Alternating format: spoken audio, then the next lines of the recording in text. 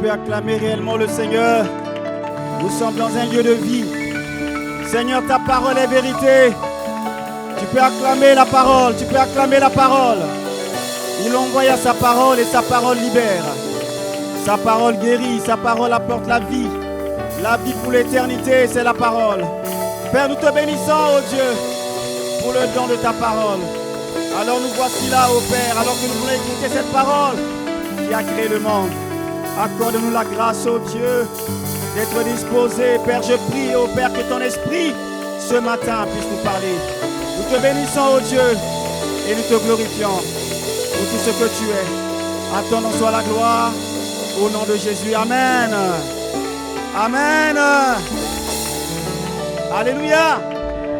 Que le Seigneur te bénisse. Merci. Les chants, soyez bénis. Acclame celui qui donne la joie. Celui qui t'a mis debout encore ce matin. Acclame celui qui a permis que tu sois en ce lieu. Acclame celui qui t'a préparé à l'écoute de son message. Il est la vie. Il est la vérité. Et c'est lui le chemin qui nous mène au Père. Amen.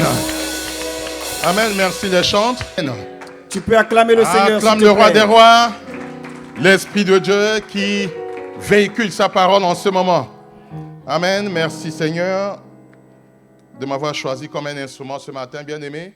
C'est une grâce d'être devant vous, d'être debout, d'être porté ce matin. Sinon, l'instrument que je suis, avec tout ce qui s'est passé dans la semaine, cet instrument ne pourrait pas être devant vous pour parler de la part du Seigneur. Mais le Seigneur est vivant. Amen. Il n'est pas resté dans le tombeau. Il est ressuscité. Il est vivant. Amen. Bien-aimé, si je commence à lire la parole, je pourrais dire que cette parole intéressera particulièrement les nouveaux baptisés qui vont, à la sortie des eaux de baptême, s'exposer à la tentation. Mais la tentation, elle est permanente. Pour toi, chrétien, pour moi, cette tentation, elle est permanente. Et je vais parler de la tentation ce matin. Je vais particulièrement te donner quelques indices selon deux textes, voire beaucoup de textes que nous allons lire aujourd'hui, et voir un autre jour, si j'arrive encore à arracher un dimanche entre les mains de l'apôtre, il y aura une suite. Parce que cette tentation n'est pas que sur Jésus. Ça a commencé avec Jésus dans le jardin, entré dans le premier Adam, et cette tentation a atteint l'humanité. Amen. Et nous allons parcourir la sagesse, le livre des sages. Nous allons parcourir le livre que notre cher prophète, celui qui est appelé par Dieu Moïse, a aussi laissé dans le livre de Nombres, pour voir comment aussi, lui, il a été tenté, comment aussi les jeunes hommes ont été tentés, comment aussi nos anciens, nos prophètes et ceux qui nous ont précédés dans la foi ont été tentés. Mais ce n'est pas de voir la tentation, mais de voir les moyens d'y résister. Amen. Comment y résister. Donc, si je peux résumer un peu ce que tu peux rentrer avec les petits 1, 2, 3 que tu prendras, le thème s'intitule « La tentation, virgule, comment y résister ». Amen. La tentation, comment y résister. Je vais vous lire une petite histoire pour introduire ce moment. Après, nous aurons un long passage à lire. Vous aimez lire la parole? On va écouter, on va lire. Il se peut que la prédication s'arrêtera sur la lecture. Les sirènes, selon l'Odyssée d'Homère, je pense que vous connaissez un peu ces fables, étaient trois femmes mystérieuses qui vivaient sur une île. Chaque fois qu'un bateau passait, elles se tenaient sur la falaise et elles chantaient.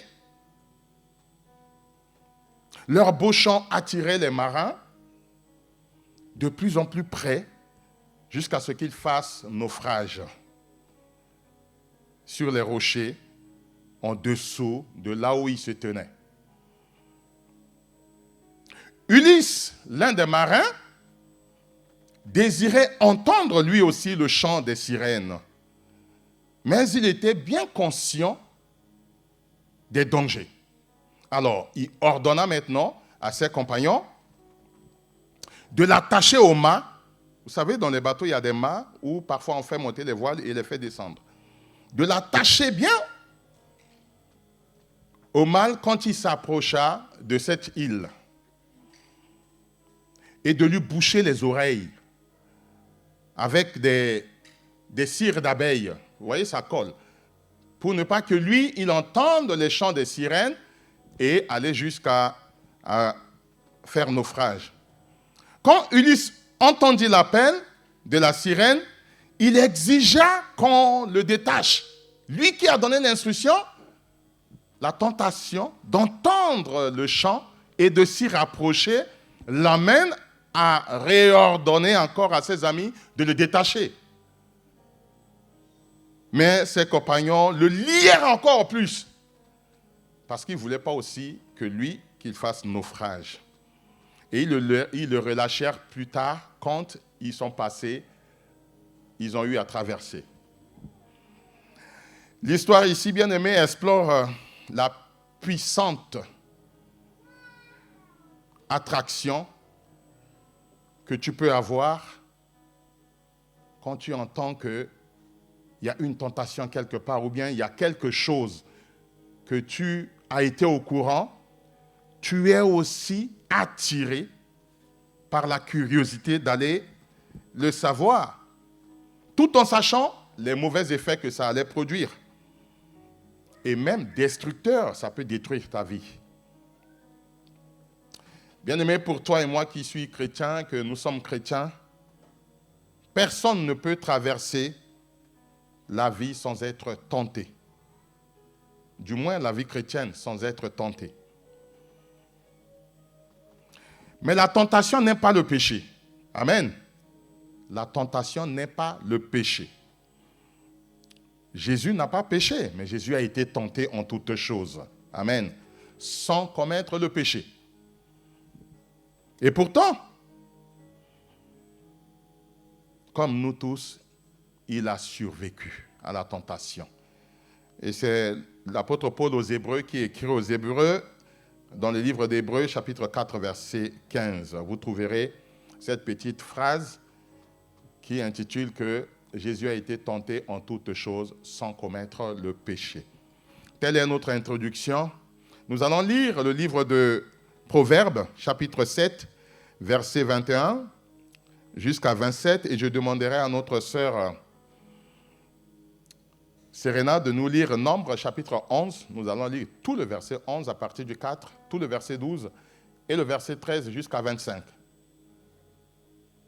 Chapitre 11, à partir du verset 4 jusqu'au chapitre 13, on s'arrête au verset 25.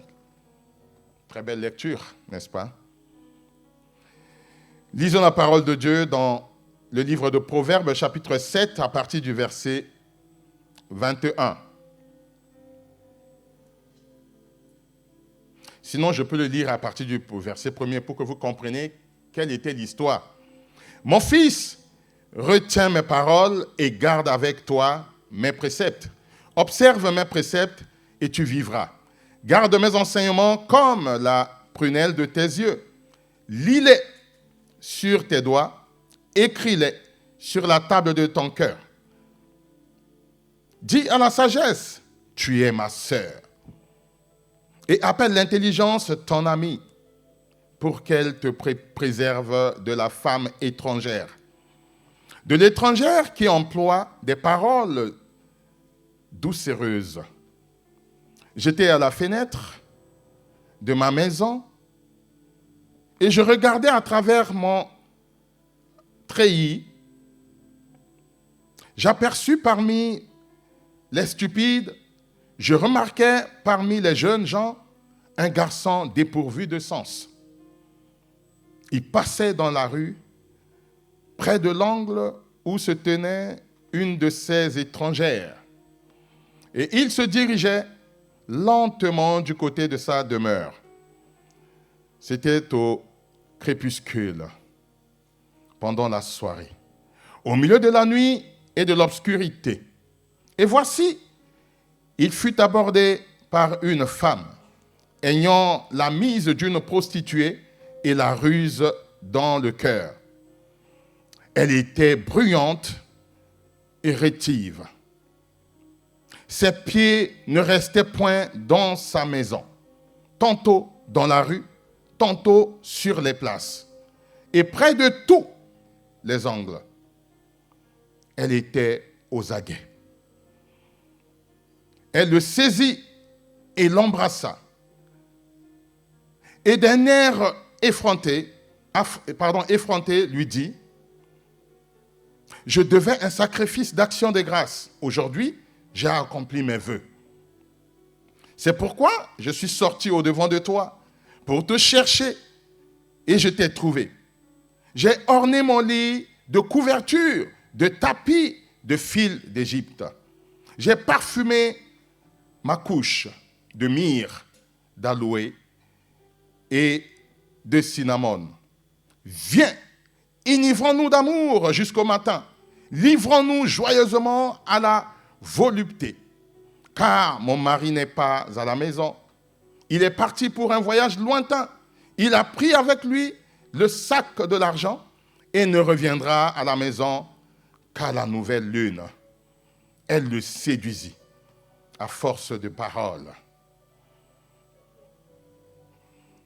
Elle l'entraîna par ses lèvres doucereuses. Elle se mit tout à coup à la suivre comme...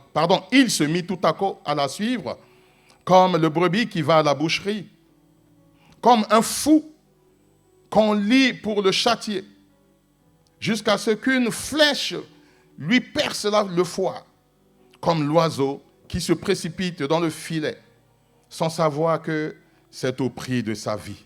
Verset 24. Et maintenant, enfants de Dieu, mes fils, écoutez-moi, c'est le sage qui parle, et soyez attentifs aux paroles de ma bouche, que ton cœur ne se détourne pas vers les voies d'une telle femme. Ne t'égare pas dans ses sentiers, car elle a fait tomber beaucoup de victimes. Et ils sont nombreux, tous ceux qu'elle a tués. Sa maison, c'est le chemin du séjour des morts. Il descend vers les demeures de la mort. Amen. Waouh. Une telle femme. Tenter de tromper des hommes. Prenons de cette femme l'image, pas que de femme, parce que sinon nos sœurs vont dire, mais le message appartient à nos frères qui sont séduits par une telle femme. Bien aimé, une telle femme est représentée ici par le tentateur qui entre dans une femme pour tenter l'homme. La femme, à son tour, a été tentée. Est tombée dans la tentation, tombée dans le péché, et la femme va maintenant proposer le fruit interdit à l'homme. Donc, telle est l'image que le sage veut nous projeter ici, d'une femme qui séduit facilement. Un homme aussi peut séduire facilement. Et nous sommes descendants d'une femme. Donc, cette tentation est ancrée en nous depuis le jardin d'Éden.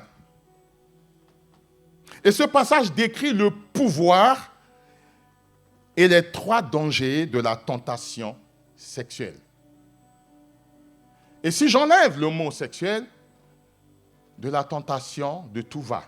Ça peut être l'argent, ça peut être la boisson, ça peut être les convoitises des choses de ce monde, ça peut être autre chose qui t'attire plus que ce qui est cité ici. Premièrement, le sage nous invite à prendre garde aux paroles persuasives. Deuxièmement, il va nous dire d'éviter les actions insensées. Parole qui te perçoit te pousse à une action insensée et finalement, tu ne peux pas contrôler tes pensées. Tes pensées vont vagabonder. Faites attention à ce que vous écoutez et à ce que vous lisez. Parce que le jeune homme a pris le temps d'écouter cette femme. Mon mari est parti à un voyage lointain. Il a pris un sac d'argent. Il ne reviendra pas avant la nouvelle lune. Ça peut être dans un mois. Et voilà, j'ai parfumé mon lit. Et voilà, j'ai embelli mes oreillers. Et voilà, et voilà, et voilà. Parce que les oreilles de ce jeune homme étaient ouvertes à des paroles mielleuses. Paroles persuasives. Paroles attractives. Paroles qui t'amènent maintenant à voir l'échange. Et évidemment, vous allez voir que dans le jardin, parce que la femme a ouvert le dialogue avec le serpent.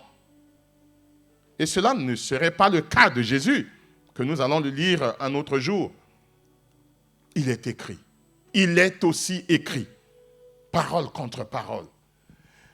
Jésus ne s'est pas laissé persuader par la parole de Satan. Mais ici, la femme s'est laissée persuader. S'est laissée endormie par le tentateur qui était le serpent, qui s'est déguisé en serpent. Faites attention à ce que vous écoutez et à ce que vous lisez. Des fois, bien aimés, nous lisons des livres, même, vous voyez dessus, c'est interdit. Vous voyez dessus même que même le titre compromet votre engagement, compromet votre foi en Jésus-Christ. Mais la curiosité nous pousse à les lire quand même, parce qu'on veut être ouvert d'esprit, on veut être intelligent, encore plus intelligent, alors qu'il n'y a pas mieux que l'intelligence que nous trouverons durant toute notre vie dans les Saintes Écritures. Faisons attention. Qu'est-ce que tu entends d'un homme, de la radio, des playlists dans ton playlist? Qu'est-ce qui est dedans? Dans ton album, qu'est-ce qui est dedans? Dans ton répertoire en tant que chrétien, qu'est-ce qui est dedans? Qu'est-ce que tu entends? Oui, ce n'est pas mauvais de suivre les infos, mais qu'est-ce que tu prends de ces informations? Est-ce que tu prends tout, tu avales ou bien tu tries? Qu'est-ce que tu lis de la presse écrite? Qu'est-ce que nous lisons? Verset 21 dit, elle persuade le jeune homme et l'entraîne avec ses paroles sucrées. Ce n'est pas facile le plus souvent de détecter les paroles sucrées. On a été tous, pour certains, amoureux à un moment. On s'est laissé persuader par des paroles mielleuses qui sortiraient. Nos cœurs nous a emballés au lieu de réfléchir à la parole. Que dit la parole de Dieu? Ou bien lire quelques messages qu'un ami a envoyés, une amie a envoyés pour nous persuader. Qu'est-ce que nous avons répondu à ce message pour mettre fin, afin que ce ne soit pas une répétition des messages jusqu'à nous persuader? Et une fois que les paroles mielleuses sont rentrées, tes yeux t'ont amené à lire quelque chose qui va te maintenir dans ces écrits, bien-aimé, tu t'ouvres à poser une action. Ton cœur s'ouvre maintenant à l'action. Parole, action.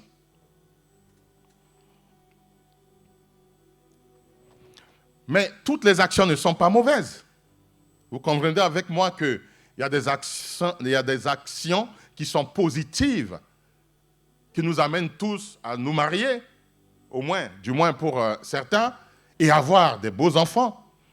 Il y a aussi certaines actions où ça nous amène à ne pas sonder les Écritures et à chuter. Il y a aussi des actions que nous posons et nous regrettons tout de suite après. Il se mit tout à coup à le suivre. Dès qu'il a écouté la parole, il s'est mis tout à coup à le suivre. Tout à coup. Ça veut dire qu'il n'y a même pas une minute de réflexion ou bien de chercher à contrarier ou à déjouer. Tout à coup, il s'est mis à la suivre. Sans savoir que c'est au prix de sa vie. Amen. Des fois, nous menons des actions, mais ces actions nous amènent à la mort spirituelle. Ces actions nous amènent à la mort physique, parce que l'homme est déjà esprit avant d'être chair que nous sommes. Nous mourons d'abord spirituellement. Dans notre jargon en Centrafrique, on disait « Mbikanga esprit tilo ». Littéralement, je peux dire que je vais attacher son esprit. Je vais le mettre, son esprit, dans mon esprit. C'est-à-dire, quand on va draguer une femme, on disait que je vais attacher d'abord son esprit et son corps va me suivre. Et naturellement, c'est ce qui se passe. Comme une femme aussi, comme on vient de lire ici, a attaché l'esprit de cet homme, jeune homme, et l'a conduit comme un bœuf qu'on amène à la boucherie, au prix de sa vie. Bien-aimés, le sage ne nous laisse pas comme ça, le sage nous interpelle. Il nous dit de contrôler nos pensées qui vagabondent. J'avais dit, prends garde aux paroles persuasives. Évite des actions insensées et contrôle les pensées vagabondes. Ces pensées vagabondes, bien-aimés, la tentation commence souvent dans nos cœurs. Tu as ouvert ton cœur. Ah, je lui ai donné mon cœur. Au lieu de donner ton cœur à Jésus, la tentation est entrée dans ton cœur. Tu as ouvert ton cœur à la tentation qui te conduit au péché. Et à la fin, c'est la pleure. Il a brisé mon cœur. Oui, parce que tu lui as donné ton cœur. Elle a brisé mon cœur parce que le jeune homme a donné son cœur à cette femme. Donne ton cœur à Jésus. Tu n'auras pas des pensées vagabondes. Tu auras des pensées sensées. Des pensées selon la parole de Dieu. Que votre cœur ne se laisse pas tromper par une femme comme celle-ci, comme celle-là. Le livre de Matthieu, chapitre 5, versets 27 à 28. Matthieu, chapitre 5. Je lis la parole de Dieu à partir du verset 27. Vous avez appris qu'il a été dit, tu ne commettras point d'adultère. Mais moi, je vous dis que quiconque regarde une femme pour la convoiter a déjà commis un adultère avec elle dans son cœur. Quand tu regardes une femme, une belle créature, tu rends gloire à Dieu, ça passe. Mais si tu convoites, tu commences à imaginer ses formes, tu commences à imaginer, parfois à t'imaginer avec elle dans le lit ou bien dans un lieu secret, bien-aimé, sans que l'action ait déjà posé dans ton cœur, tu as déjà commis l'adultère. C'est Jésus qui le dit ici. Oui, nous les hommes, ça nous pousse à le faire parce que la beauté que Dieu a donnée aux femmes est extraordinaire. Mais effectivement, il y a des bels hommes où une femme peut aussi s'arrêter. Quel ne sera pas ton cas, ma soeur en Christ et mon frère en Christ? Amen. Le péché commence dans le cœur. N'ouvre pas ton cœur à n'importe quoi.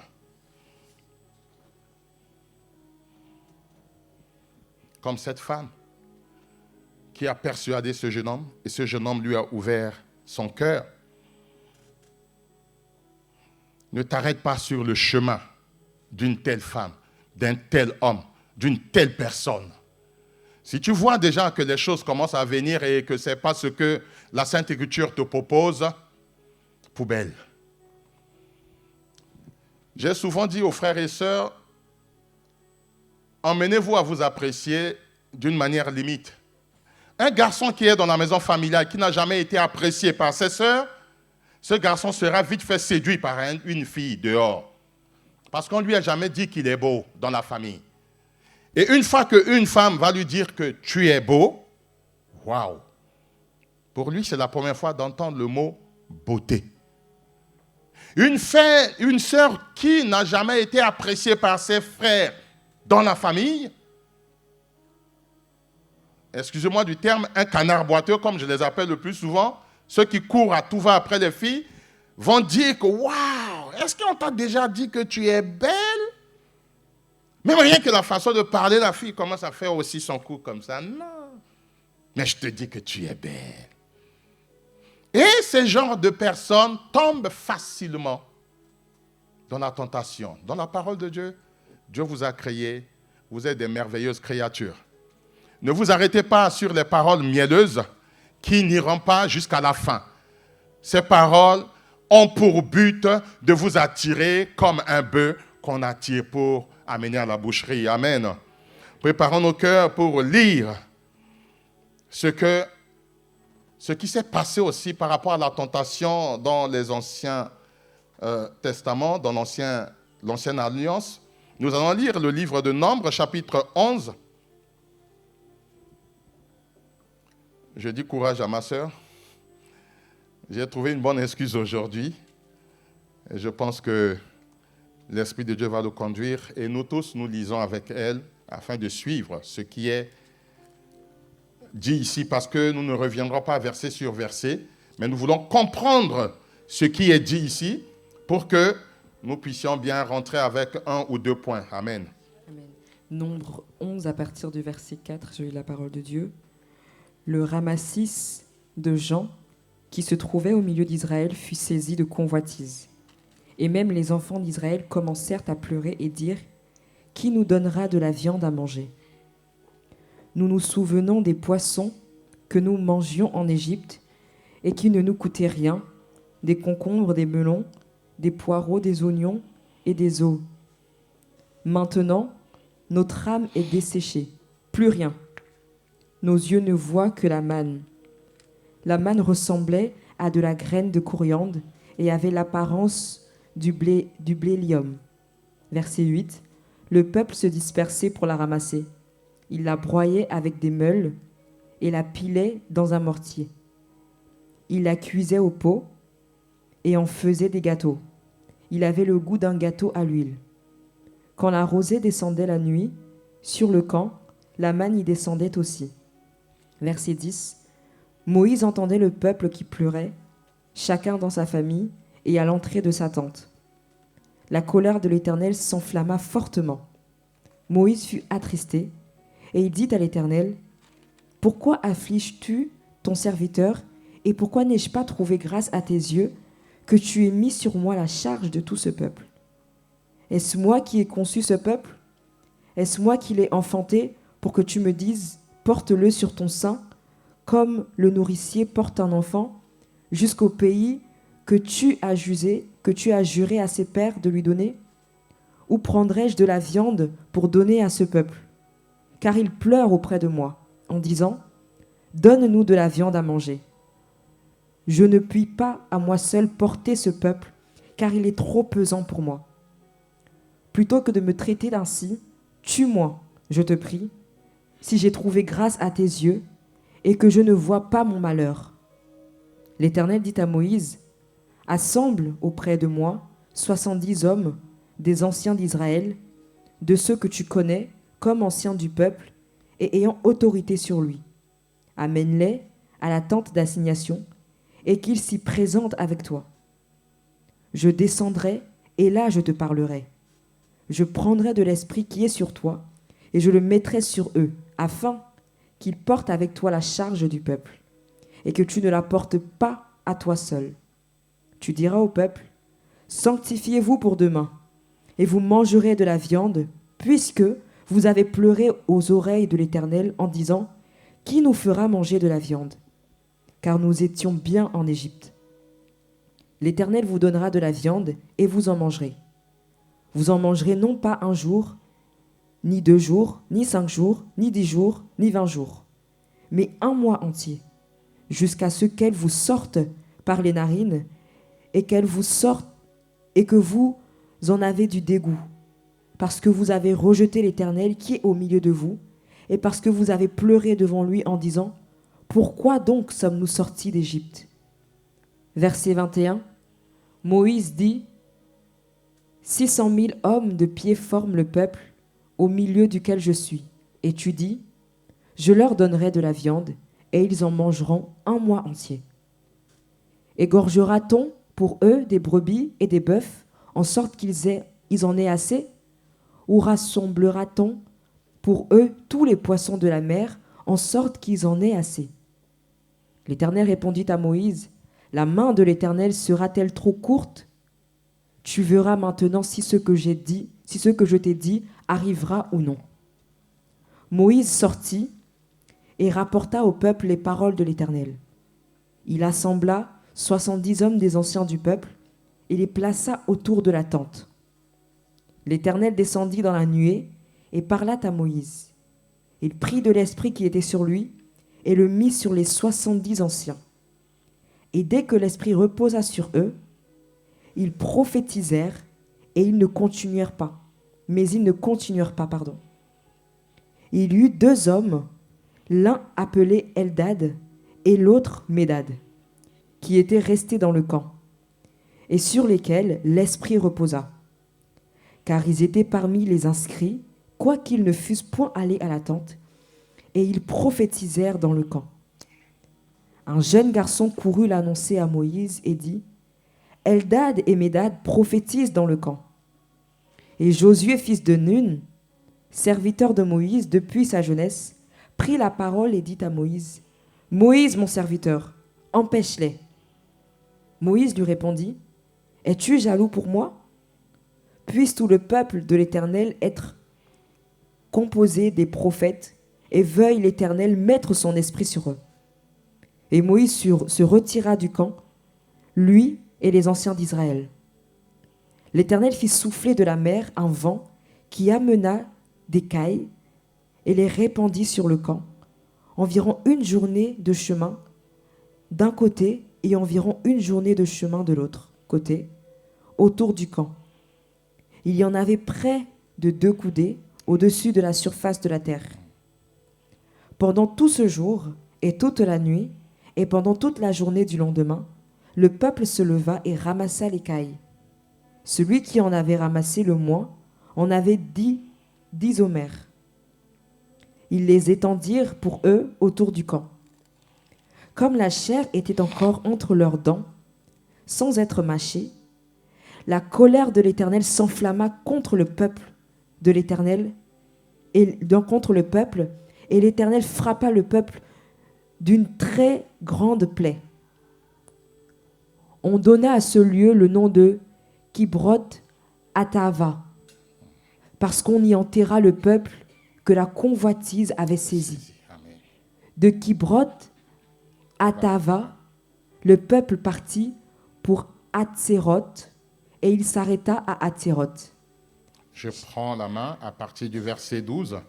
Marie et Aaron parlèrent, merci beaucoup ma sœur, je reprends, Marie et Aaron parlèrent contre Moïse au sujet de la femme éthiopienne qu'il avait prise, car il avait pris une femme éthiopienne. Ils dirent, est-ce seulement par Moïse que l'Éternel parle?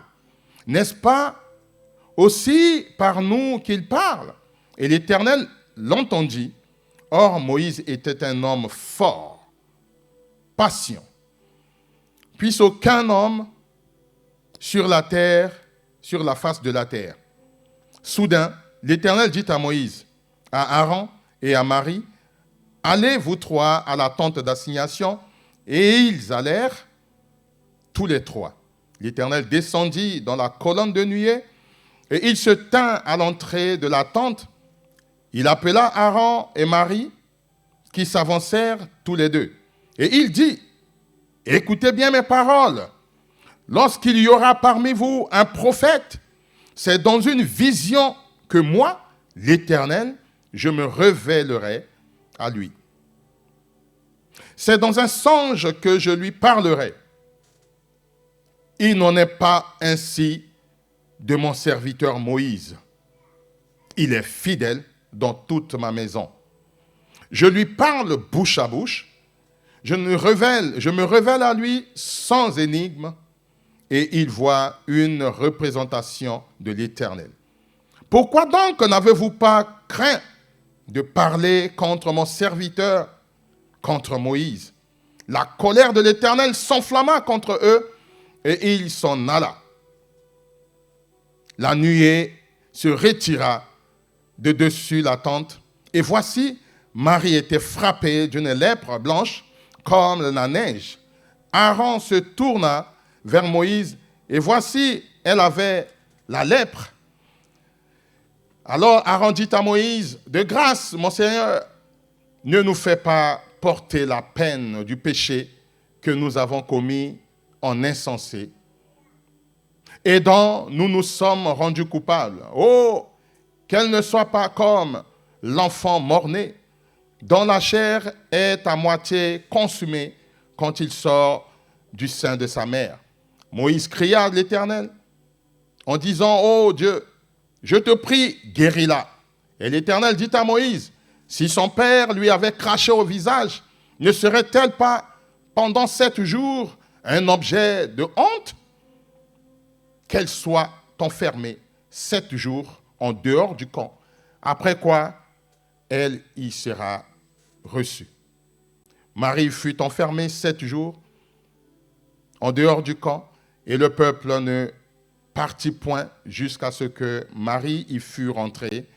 Après cela, le peuple partit de Hatséroth et il campa dans le désert de Paran. Les 12 espions envoyés en Canaan, je ne le citerai pas, mais je vais vous lire le verset, on le cite jusqu'au verset 16. Je vais vous lire le verset 17 jusqu'au verset 25. Moïse les envoya pour explorer le pays de Canaan et leur dit, montez ici car par le midi et vous monterez sur la montagne. Vous verrez le pays, ce qu'il est, et le peuple qui y habite, s'il est fort ou faible, s'il est en petit ou en grand nombre. Ce qu'est le pays où il habite, s'il est bon ou mauvais. Ce que sont les villes où il habite, si elles sont ouvertes ou fortifiées. Ce qu'est le terrain, s'il est gras ou maigre. S'il y a des arbres ou s'il n'y a point. S'il y en a point. Ayez bon courage et prenez des fruits du pays. C'était le temps des premiers raisins. Verset 21. Ils montèrent, ils explorèrent le pays depuis le désert de Tsin jusqu'à Rehob, sur le chemin de Hamath. Verset 22. Ils montèrent par le midi et ils allèrent jusqu'à Hébron, où étaient Yaman, Chercha et Tamaï. Enfants d'Anak, Hébron avait été bâti 7 ans avant Tsoan en Égypte. Verset 23. Ils arrivèrent jusqu'à la vallée d'Escol, où ils coupèrent une branche de vigne avec une grappe de raisin qu'ils portèrent à 2 au moyen d'une perche. Ils prirent aussi les grenades et les figues. On donna à ce lieu le nom de vallée d'Escol à cause des grappes que les enfants d'Israël y coupèrent. Et je finis par le verset 25. Ils furent de retour de l'exploration du pays au bout de 40 jours. Amen. Bien-aimés, si l'on passage où on pouvait trouver beaucoup de thèmes, de sous-thèmes, voire beaucoup d'enseignements. Mais ce qui va retenir notre attention ici, c'est, j'avais intitulé tenter de comparer un pays à un autre, ou bien tenter de se comparer à quelqu'un. Nous avons lu dans le passage, les fils d'Israël comparèrent l'Égypte au pays de Canaan, la terre promise. Et aussi, les frères, pour ne pas dire les, mais le frère et la sœur de Moïse se comparaient à Moïse. Voilà, comparaison de 2 lieux, ou d'une ancienne vie et une nouvelle vie, et comparaison de nous qui sommes là. Qui est celui pour que l'Esprit lui parle? Qui est celui pour qu'il soit appelé tel? Qui est celui pour qu'il dit que le Seigneur m'a parlé? Alors, ces comparaisons, bien aimés, ça nous pousse à 3 actions qui nous ramènent dans la tentation et nous force à aller pécher. C'est le mécontentement. Quand on est mécontent, on commence à trouver des systèmes. Le mécontentement, la jalousie et l'orgueil. 3 choses. Quand tu commences à te comparer à quelqu'un, tu es déjà mécontent de qui tu es. Tu es déjà mécontent de ce que cette personne représente pour toi. Tu es déjà mécontent de sa position dans la société ou bien dans un lieu bien défini. Quand tu commences à comparer une vie à une autre, c'est qu'il y a un regret qui arrive. Tu étais célibataire, tu es marié, tu sors dans les difficultés du couple pour comparer ton état de célibataire. Quand je fus célibataire, quand j'étais célibataire, quand moi j'étais, quand moi, est-ce que lui là, il pouvait, quand j'étais dans mon temps, quand j'étais. Le mécontentement. Dieu leur avait fourni de la nourriture. Mais ils ont eu envie des concombres,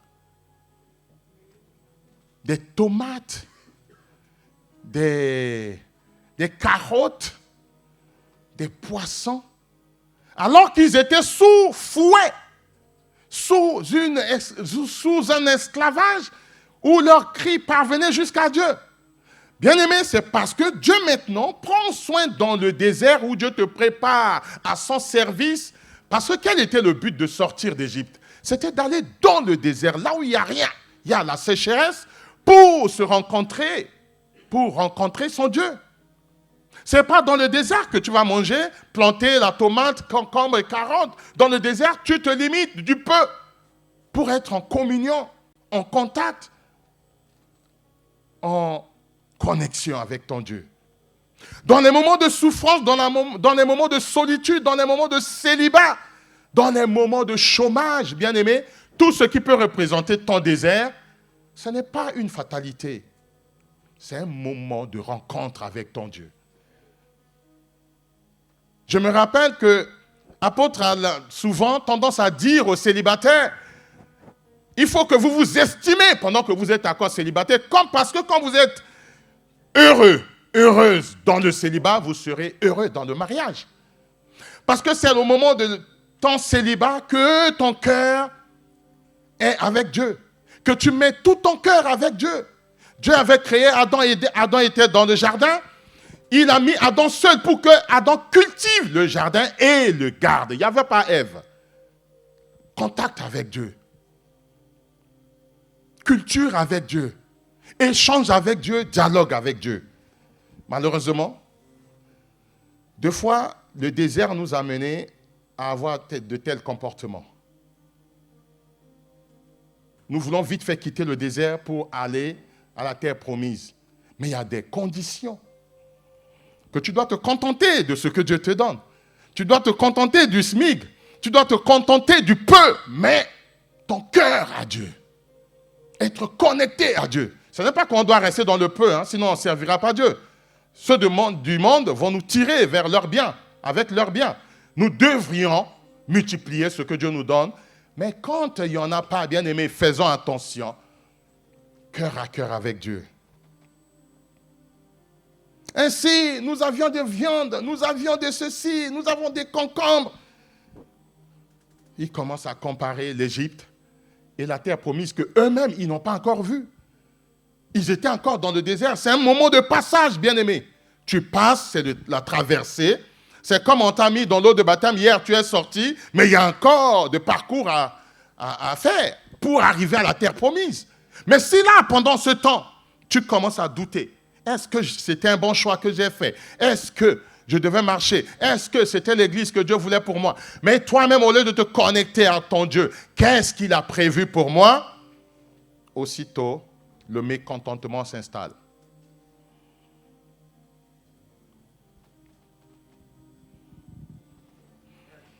Amen.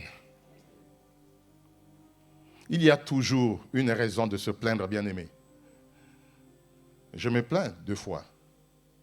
souvent, quand il m'arrive quelque chose, je peux me plaindre en tant qu'homme. Mais il ne faut pas laisser le temps à cette plainte.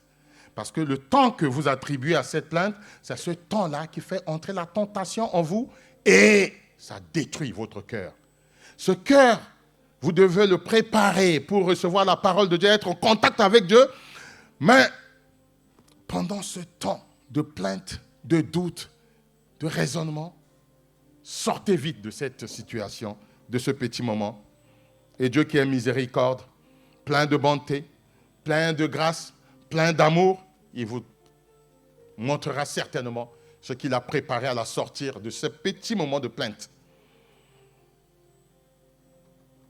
Et pourtant, si ce peuple regardait bien, si toi qui es passé par les eaux de baptême et aujourd'hui tu es appelé chrétien, si tu regardais aussi bien ta vie passée, bien aimé, il n'y a rien à comparer. Il n'y a pas photo.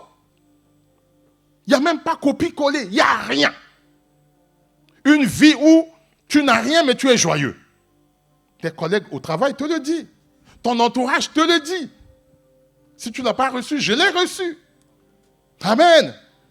Une vie où j'ai rien, mais quand je bricole un peu ce que j'ai à la maison, les gens pensent que la garde-robe elle est remplie. Il n'y a rien.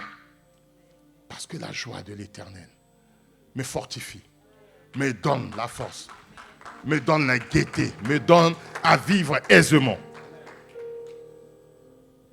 De riz, sauce ou pas sauce dedans, bien aimé, mange, loue l'Éternel. C'est ton moment.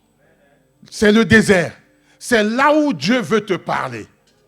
Mais imagine-toi, ce peuple a demandé manger autre chose que ce que Dieu lui a proposé. Imaginez la gourmandise. Ils ont ramassé. Même le serviteur a dit, mais tout ce peuple, tu vas les nourrir comment? Comment on va faire la pêche? Il a dit, ma main n'est pas courte. Tu verras comment ma main va agir. Même le grand prophète a posé une question. Mais vite fait, il s'est rendu en évidence que Dieu peut le faire. Mais le peuple, quand Dieu a fait, il pense que c'est sorti aujourd'hui, on doit se gaver aujourd'hui. Et la parole de Dieu déclare qu'à peine que cela n'est pas sorti de leur narine ou bien ça n'a pas arrivé au niveau de gorge, l'Éternel les frappait. Quelle gourmandise! Quelle gourmandise! Le mécontentement t'amène toujours à avoir plus que ce que tu as. Et ça, c'est la tentation qui entre en toi. Et ça te pousse à pécher. Il est miséricorde, bien-aimé, il fait grâce. Soyez contents de ce que vous avez en Jésus-Christ. En effet, Dieu lui-même a dit, non, je ne te laisserai pas, je ne t'abandonnerai pas. Hébreux 13, 5. L'antidote au mécontentement, bien-aimé, c'est l'action de grâce que tu fais monter à l'Éternel. C'est de cultiver une attitude de gratitude à Dieu, envers Dieu. L'antidote, je reprends, du mécontentement, c'est une action de grâce. Tu es dans la louange, tu es dans les psaumes, tu es dans la prière. Tu rends grâce à Dieu. Nous avons ici un exemple de la jalousie. Un frère qui jalouse son frère. Une sœur de même père, même mère qui jalouse son frère. Qu'est-ce qui va nous étonner si dans l'œuvre du Seigneur, quelqu'un nous jalouse? Ça a été dans le temps ancien. Et c'est dans Moïse seul que l'Éternel peut parler. Tu vois, même Marie, là, je ne sais pas comment je peux l'imiter. Donc, il n'y a que Moïse seul. Au fait, elle parlait de son frère. Mais quand elle parlait, elle s'adressait à qui? À l'Éternel. Donc, tu veux nous faire croire qu'il n'y a que lui. Au lieu que Aaron, qui est un homme qui dit, non, ma soeur, pardon. Comme disent les Ivoiriens, Yako, ne fais pas ça. Aaron aussi s'est mis dans les commérages. Mais bien aimé, la personne qui a commencé, on a payé le frais.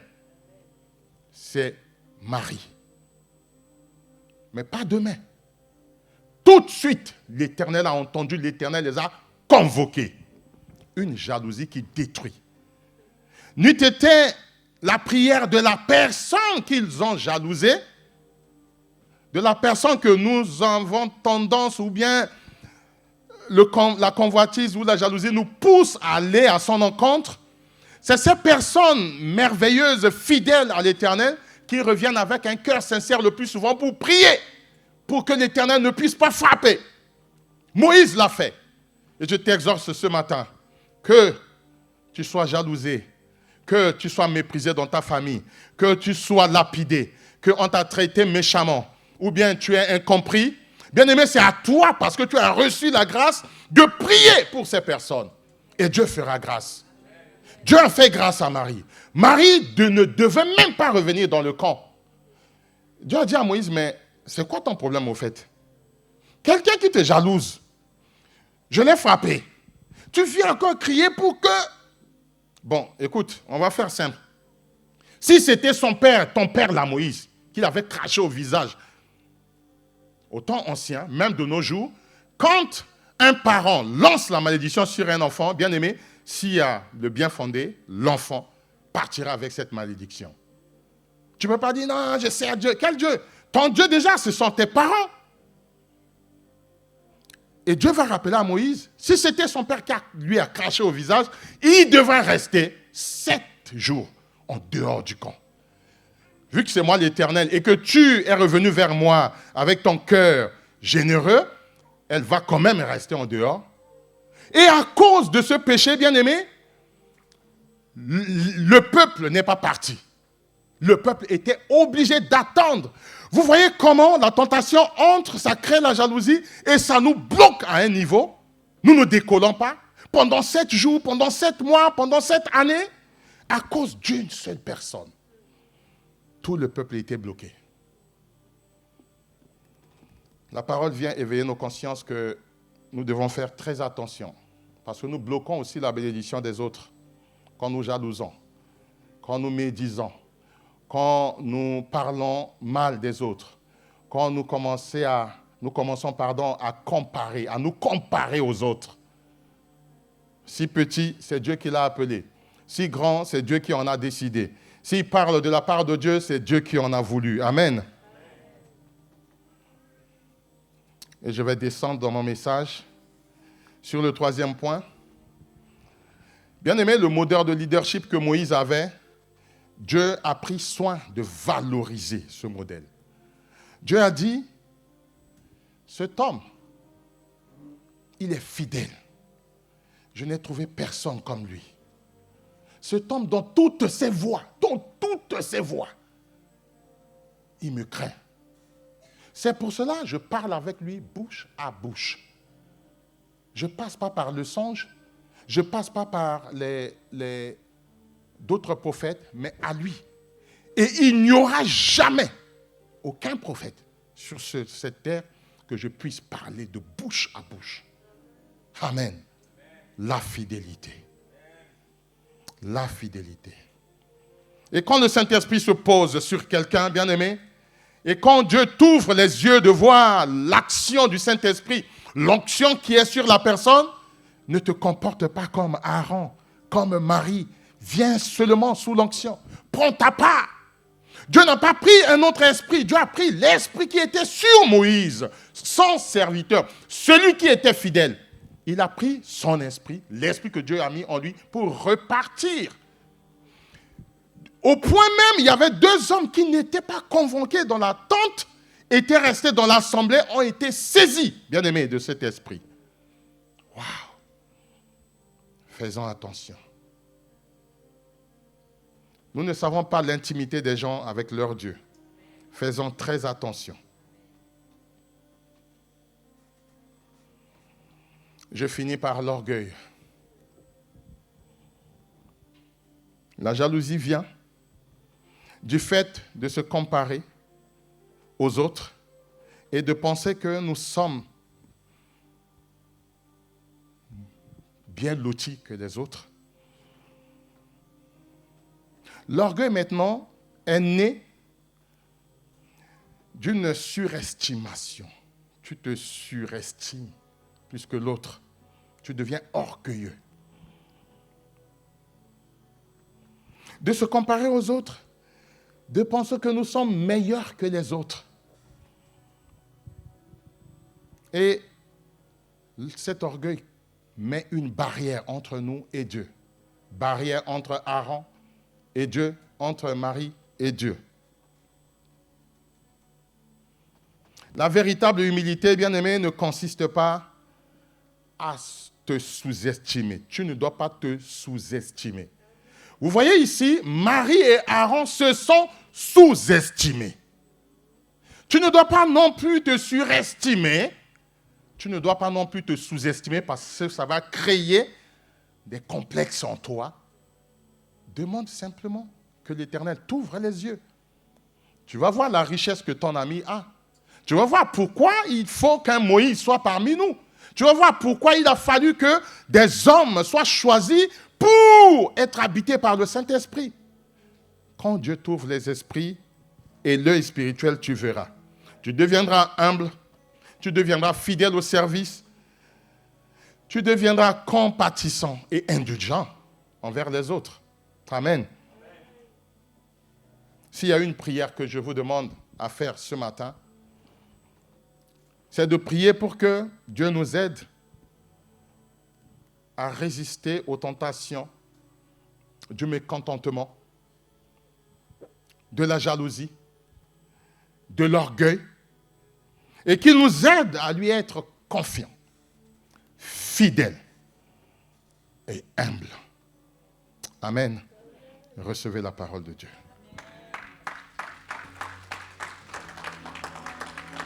Seigneur, nous bénissons ton nom. Nous bénissons ton nom pour ce que tu es. Nous bénissons ton nom, Seigneur, pour ta parole. Au commencement était la parole. Elle était avec Dieu et cette parole est Dieu. Et Seigneur, tu viens de nous parler, Seigneur, ce matin. Nous voulons, Seigneur, avancer. Je veux avancer. Je veux y arriver. Je veux que ma vie puisse te glorifier. Tu peux te lever un peu avec moi, s'il te plaît? S'il te plaît. Bien-aimé, Dieu ne dit jamais des choses insensées. Je suis convaincu que le Seigneur t'a parlé parce que Dieu veut que tu puisses monter. Dieu veut que tu puisses arriver là où il a réservé pour toi. Mais tu sais, on est dans un monde où la tentation dont on entend parler là, vraiment nous environne de partout. Alléluia. Nous environne de partout. Et nous ne cessons de le dire souvent que nous sommes en guerre. Mais il n'y a que les chrétiens qui n'ont pas conscience que nous sommes réellement en guerre. Le diable a mis tout en place, au fait, c'est tout un système. Mais comme c'est tellement voilé, c'est tellement masqué, c'est tellement beau, la manière, ce piège-là, où nous ne voyons pas que nous sommes dans un monde qui est réellement sous la puissance du malin. Il y a beaucoup la notion, ce qu'on appelle la relation piégée. Alléluia. Le Seigneur veut que tu puisses y arriver. La volonté de Dieu, ce n'est pas que l'homme que je suis, que tu es, puisse connaître l'échec. Mais la volonté de Dieu, c'est que nous puissions réellement vivre la perfection de Dieu. Mais si nous ne prenons pas attention, ou encore nous mettons le garde-fou, comme l'homme de Dieu est en train de nous dire, pour voir de loin que ça, c'est un piège, ça, c'est le malin, ça, c'est l'ennemi, mon ami, même chez nous, on va être surpris. Alléluia. La dernière fois, je parlais de nos enfants. Je parlais de nos enfants. La tentation, le diable a ciblé. Il est en train de cibler vraiment la génération d'après. Mais nous, les grands, on croit que on gère. Et nous sommes en train de faire notre vie, alors que l'ennemi est en train vraiment de manifester encore ses desseins et que vraiment ma prière simplement est qu'au travers de ce message, que vraiment que le Seigneur puisse te ramener. Il y a beaucoup de manières que l'ennemi utilise pour nous égarer, pour nous ramener sur un chemin, vraiment tuer notre foi, anéantir notre motivation, enlever le feu, enlever le désir, le zèle que Dieu a mis en nous. Alléluia. Bien-aimé, quand tu n'as pas le zèle, c'est que tu es en danger. David pouvait déclarer que je suis dans la joie quand on me dit allons à la maison de l'Éternel. Une des armes également que l'ennemi utilise beaucoup, c'est le découragement. C'est le découragement. Dès qu'il met le découragement, il sait que tout le reste, tous les autres esprits peuvent les ramener. Alors je veux que tu puisses élever ta voix avec moi pour dire Père, je veux être à toi. Prie avec moi, dis Père, j'ai écouté ta parole. Je sais que ce monde est sous la puissance de l'ennemi. Je suis environné par les pièges de l'ennemi de partout. Ce que je veux, et c'est aussi ta volonté, c'est que je vive la plénitude de ta grâce. Alors Père, je demande que tu m'accordes le discernement des esprits afin de voir de loin les pièges de l'ennemi contre ma vie, ma foi, ma maison, mes enfants. Père, je veux n'être qu'à toi jusqu'à la fin de mes jours. Merci Seigneur pour ta parole. Elle est vérité, elle est vie, elle est puissance, elle est autorité. Que ton nom soit loué, que ton nom soit béni pour ce que tu es. Nous te bénissons et nous t'acclamons au nom de Jésus. Tu peux réellement acclamer le Seigneur. Tu peux l'acclamer. Je me livre totalement. Tu peux m'utiliser. Je me livre totalement.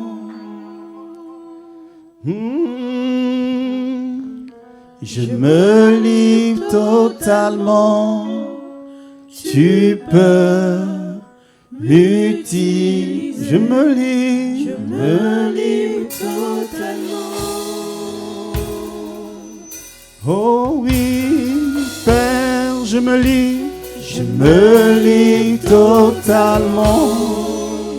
Tu peux m'utiliser. Confesse-le, je me livre à toi. Je me livre totalement.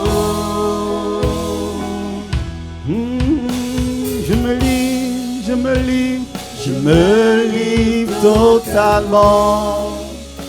Tu peux m'utiliser. Alléluia. Merci Seigneur. Donc,